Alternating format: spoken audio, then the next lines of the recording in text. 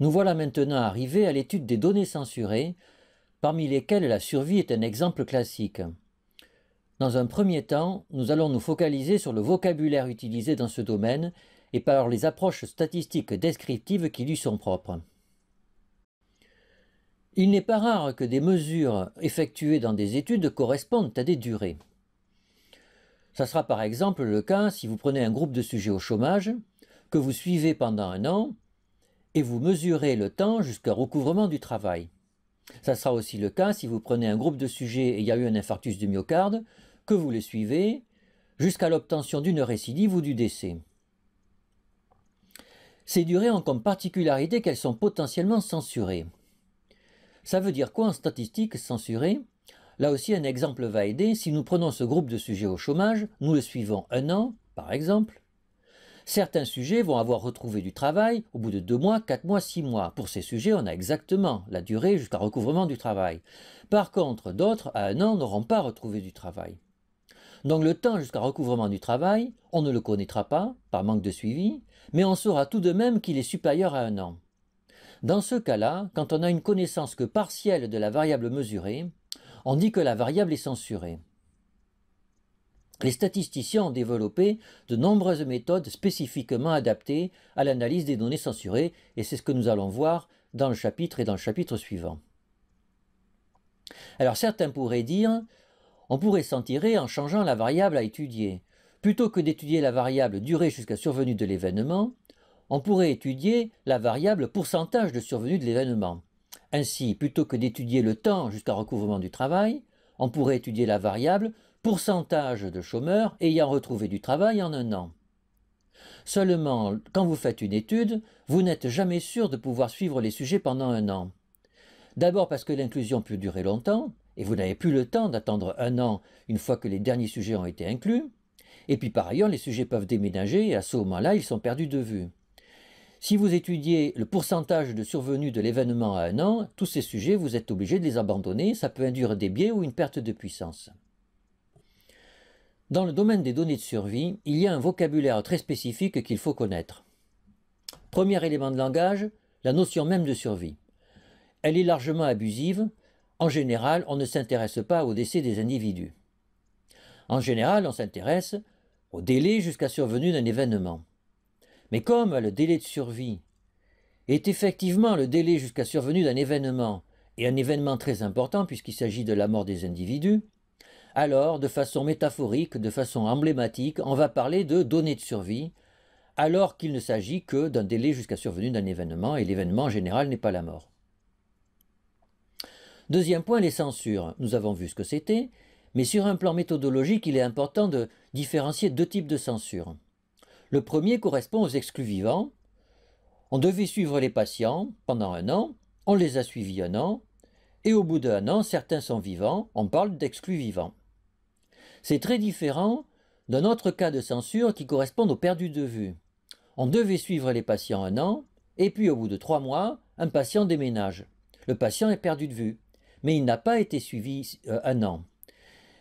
Ces 2 types de censure sont différents, car il est tout à fait possible que des perdus de vue aient des biais qui soient différents des exclus vivants. En effet, le fait qu'un patient déménage peut être possiblement lié au fait qu'il se trouve en bonne santé ou au contraire en mauvaise santé, ce qui sera différent des exclus vivants. De là la nécessité de bien différencier les 2 types de censure.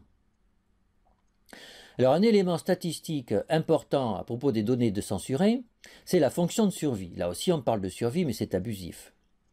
La fonction de survie, c'est le pourcentage de sujets survivants au cours du temps, ou le pourcentage de sujets qui n'ont pas encore obtenu l'événement au cours du temps.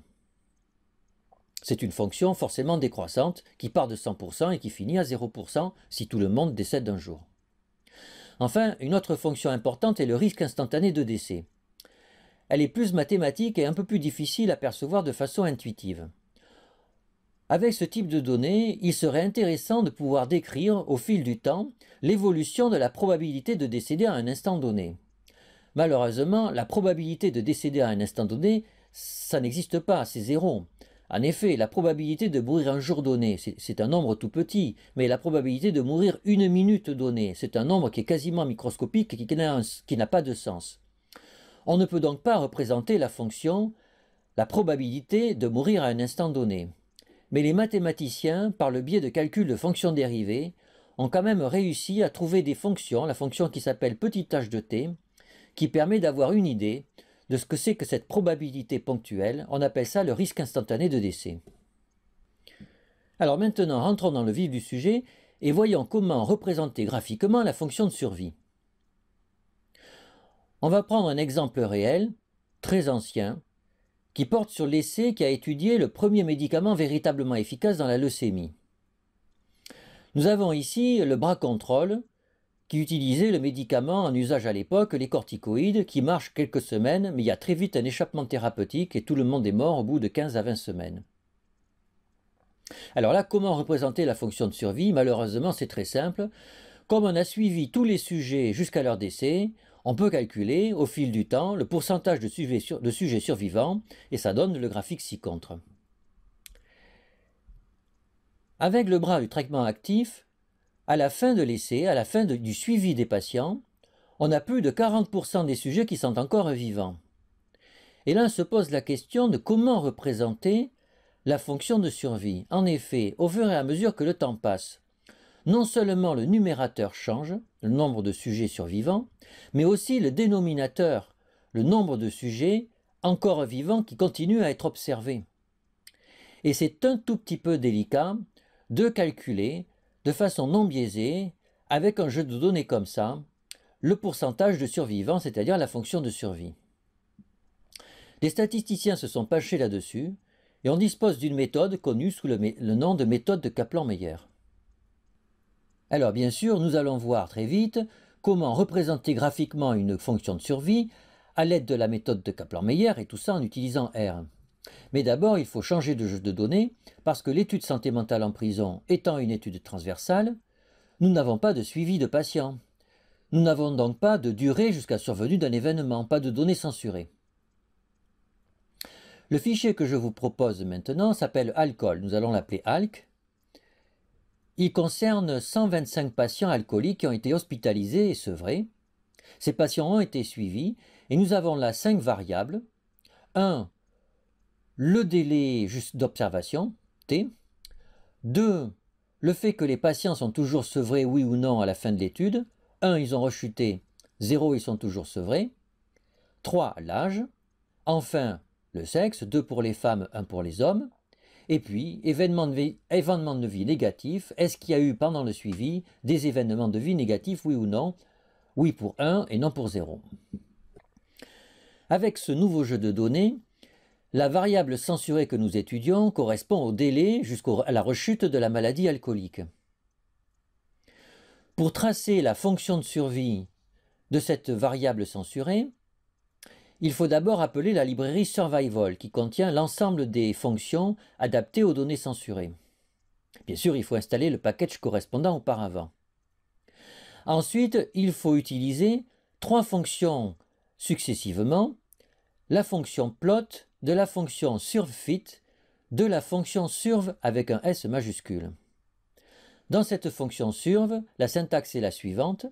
On met d'abord le délai de suivi, puis la variable survenue de l'événement, ici sevrage, enfin perte du sevrage, puis tilde 1. Nous obtenons entrée plein la fonction de survie, entrée pointillée l'intervalle de confiance à 95% de la fonction de survie, et puis nous avons des petits tirets verticaux qui correspondent à chacune des observations censurées. En modifiant très légèrement la syntaxe précédente, on peut représenter graphiquement sur le même schéma plusieurs courbes de survie correspondant à la survie de différents groupes de sujets. Par exemple, si on veut représenter sur le même schéma le temps jusqu'à la rechute de la maladie alcoolique chez les hommes et chez les femmes, alors on reprend notre syntaxe précédente et on change tilde 1 par tilde sexe. Et nous rajoutons une fonction de couleur col égale black et red pour bien spécifier les couleurs des hommes et des femmes. Il existe des statistiques agrégées qui sont spécifiques des données censurées. La plus fameuse d'entre elles est sûrement la médiane de survie. La médiane de survie, c'est le moment où 50% des sujets sont vivants et 50% des sujets sont décédés. Bien sûr, je parle là de décès et de survie, mais c'est métaphorique, on devrait parler systématiquement de délai jusqu'à survenue d'un événement. Alors, venons à notre exemple. La fonction à utiliser est en fait assez simple, il suffit d'utiliser les instructions précédentes en enlevant la fonction plot qu'il y avait devant. On retrouve donc survFit, de surv avec un S majuscule, après la variable délai de suivi, la variable événement, pour nous c'est le sevrage, enfin plutôt la rechute alcoolique, tilde 1. Et là, la médiane de survie, malheureusement, heureusement pour les patients, la médiane de survie n'est pas obtenue, il y a NA qui correspond à une donnée manquante. Pourquoi? Tout simplement parce qu'à la fin de l'étude, à la fin du délai de suivi, eh bien, plus de 50% des patients sont toujours sevrés. Donc on ne peut pas estimer la médiane de survie. Beaucoup de nouveautés dans ce chapitre.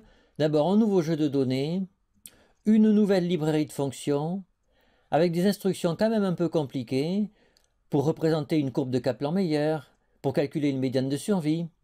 Je vous engage vivement à refaire tout ça par vous-même. Bon courage!